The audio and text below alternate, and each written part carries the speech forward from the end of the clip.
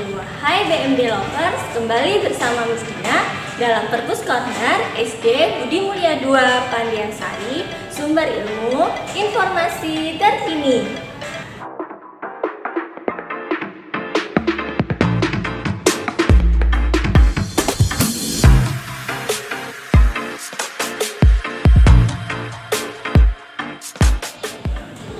BMD Lovers, siapa yang di sini suka sains atau ada yang punya cita-cita pengen jadi ahli dalam ilmu pengetahuan atau ilmuwan? Ilmuwan merupakan seseorang yang suka meneliti dan sangat tertarik dengan bidang tertentu. Dalam penelitiannya, ternyata ada beberapa ilmuwan yang menemukan hal keren yang mana sudah ada di dalam Al-Quran yang sudah Allah firmankan. Masya Allah, keren banget kan BMD Lovers? Berikut ini rangkuman Perpus Corner SD Budi Mulia 2 Pandiasari mengenai beberapa ilmuwan yang masuk Islam karena penelitiannya. Jacques-Yves Cousteau lahir di Prancis 9 Juni 1910, merupakan seorang oceanografer dan peselam yang terkemuka. Beliau menemukan kumpulan beberapa mata air tawar tidak bercampur dengan air laut, seolah ada dinding atau selaput yang memisahkannya. Beliau pun bertemu dengan seorang profesor muslim dan menceritakan kejadian yang dialaminya. Profesor muslim itu mengatakan bahwa hal itu sudah dijelaskan dalam Al-Quran. Dia membiarkan dua lautan mengalir yang keduanya kemudian bertemu. Antara keduanya ada batas yang tidak dilampaui masing-masing. Al-Quran Surat Ar-Rahman ayat 19 dan 20. Mendengar hal tersebut, Cousteau pun memeluk agama Islam hingga akhir hayatnya.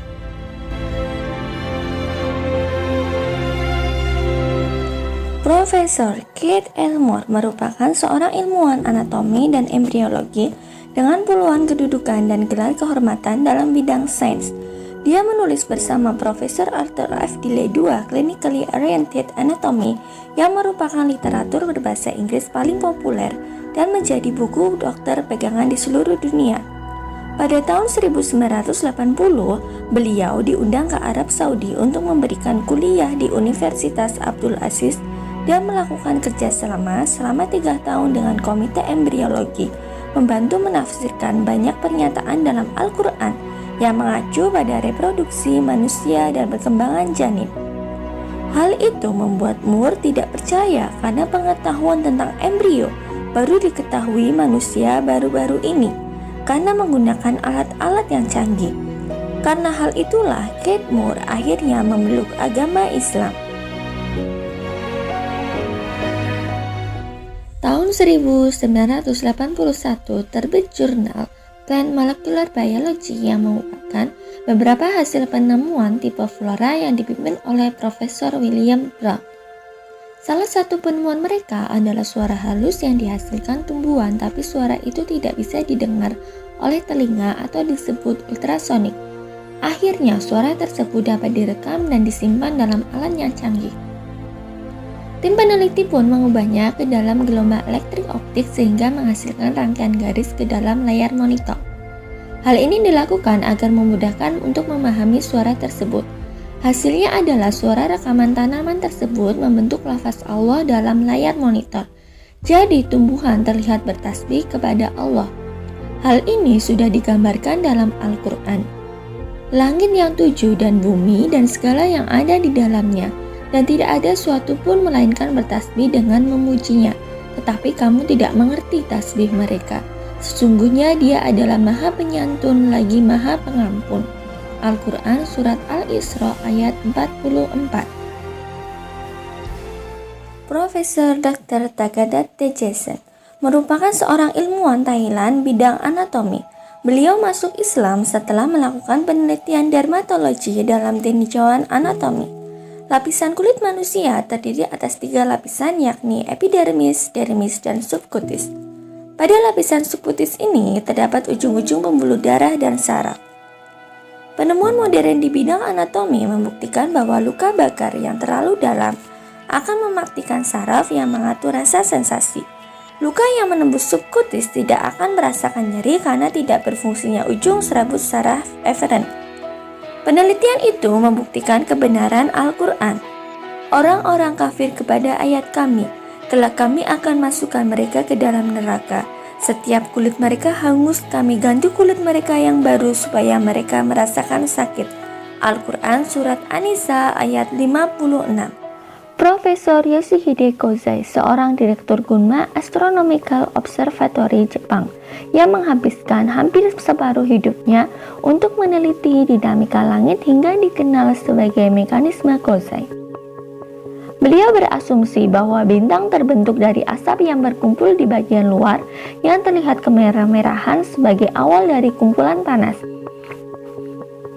Asap yang berkumpul dengan kepadatannya yang tinggi menghasilkan sinar. Karena itu bintang yang bersinar seperti yang kita lihat sekarang terbentuk dari asap yang menghiasi alam semesta. Hingga bertemulah Kozai dengan Syekh Abdul Majid Zindani yang mengajikan sejumlah ayat Al-Quran yang menjelaskan awal mula alam semesta dan langit serta hubungan bumi dan langit. Kemudian dia menuju pada penciptaan langit dan langit itu masih merupakan asap. Lalu dia berkata kepadanya dan kepada bumi, "Datanglah kamu." Keduanya menuruti perintahku dengan suka hati atau terpaksa. Keduanya menjawab, "Kami datang dengan suka hati." Al-Quran Surat Fussilat ayat 11. Ayat itu membuat Kozai heran sekaligus takjub. Karena itu Kozai percaya bahwa Al-Quran tidak mungkin berasal dari manusia, tapi sang pencipta. Profesor itu kemudian memusatkan penelitiannya berdasarkan sumber Al-Quran dan menjadi mu'alaf. Profesor Maurice Buhel lahir pada 19 Juli 1920 dan merupakan ahli bedah asal Prancis. Maurice Buhel menjadi ahli bedah dan penanggung jawab yang meneliti jasad Fir'aun. Hasil penemuan mengungkapkan bahwa sisa garam yang melekat pada mumi tersebut disebabkan karena tenggelam. Buhel pun merilis laporannya berjudul Les Mummies Esperance et la Médecine, Mumi Fir'aun, sebuah penelitian medis modern. Timbul pertanyaan, bagaimana jasad itu lebih baik dari jasad-jasad yang lain? Bahkan juga, mumi itu baru diketemukan sekitar tahun 1898 Masehi.